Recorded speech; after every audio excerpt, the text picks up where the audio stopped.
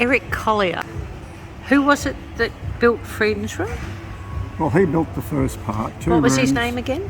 Johann Gottlieb Thiele. Okay, well, Eric, I would like you to share more about after he built the first two rooms, what then happened. Well, then subsequently at that stage he only had two children, but then another 7 or 8 arrived, and so the house had to be extended, right? And so the next addition was the lounge room and the dining room and another bedroom, right? And then subsequent to that, after his son took the property over, that was my grandfather, Alfred Thiele. He was the youngest son of Gottlieb. He then built a new kitchen, right? And that's really the three stages in which that house was developed. Wow. And the gardens around the house? Yes, Please tell us a bit about that.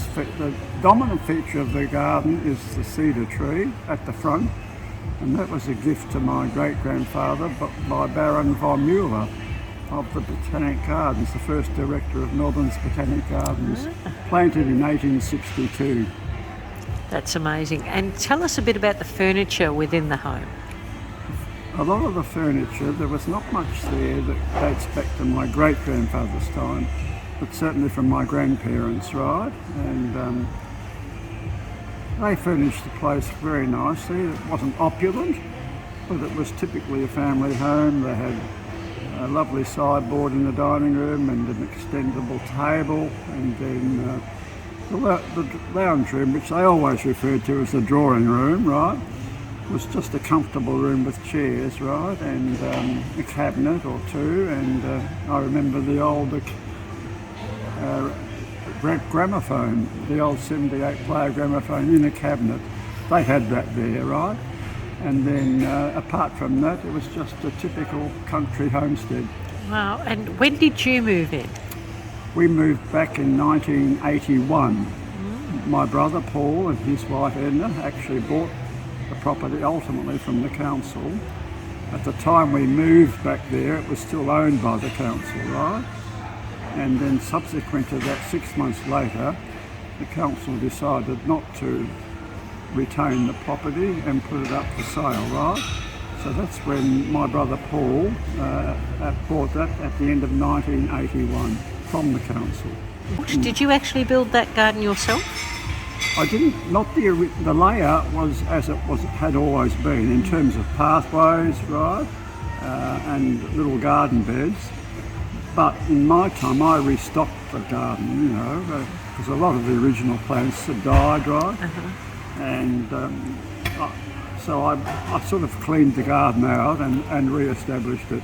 And then 2020 was when COVID was on, and I took the photos of you in that garden, when it was absolutely amazing at that point. And so now that you have moved out of there, where is the furnishings and things from your grandfather, not your great-grandfather? Well, a lot of the furniture that I remember from my grandparents' time, after their deaths, right, one in 1960 and the other in 65, right, a lot of that furniture was divided amongst various grandchildren, right? So everyone got something from the family home, right?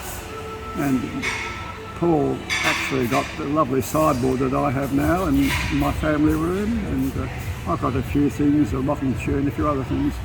But then, of course, we also had our own furniture, which we had taken from where Paul previously lived in Box Hill, right?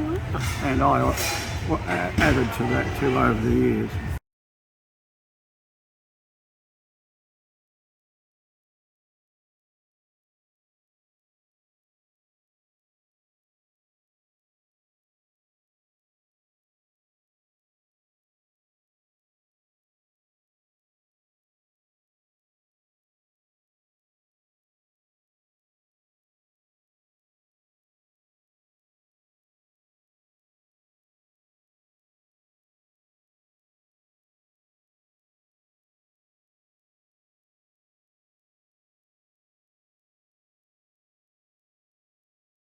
Where are you living now, about? Well, I live in Aberfoyle Park, which was a southern suburb of Adelaide, right? And about 30 minutes out of Adelaide by car. up in the hills, Adelaide Hills, which Adelaide is famous for.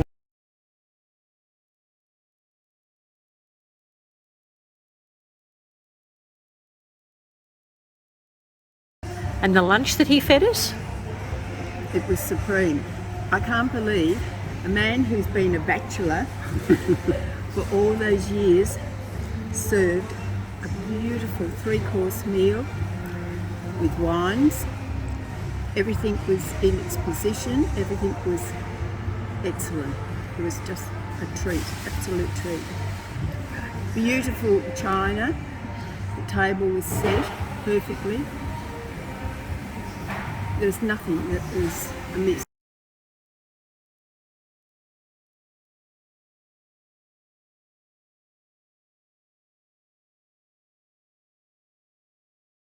My life now is a life of retirement, but I have bought my own home and I'm very happy with that, and I've been able to furnish it with much of the belongings that came out of Friedensruh. And so that's a reminder really of times gone by, and I still feel that I'm part of that homestead when I look at all of those lovely things. That's excellent.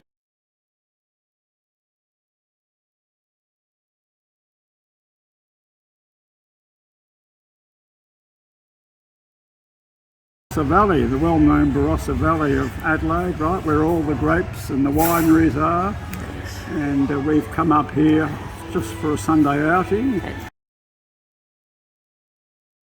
I've been delighted to entertain some here, including Glenys and Catherine, her daughter, and today Deslea and Doc. And it's just been a real treat for me to have that contact with people, dear people that I've come to love, right?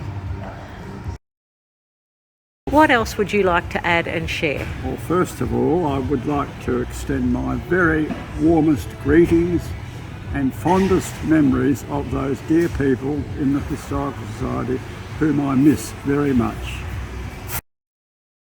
I want to thank you for hosting us for the last 3-4 days. It's been my delight and my greatest pleasure. And I would say to you both, come again. There you go. And we want to thank you for having us. Pura vida. Come again. A final farewell. What was the words you'd like to say as your final farewell? Yes, I think of you people, you dear people, often.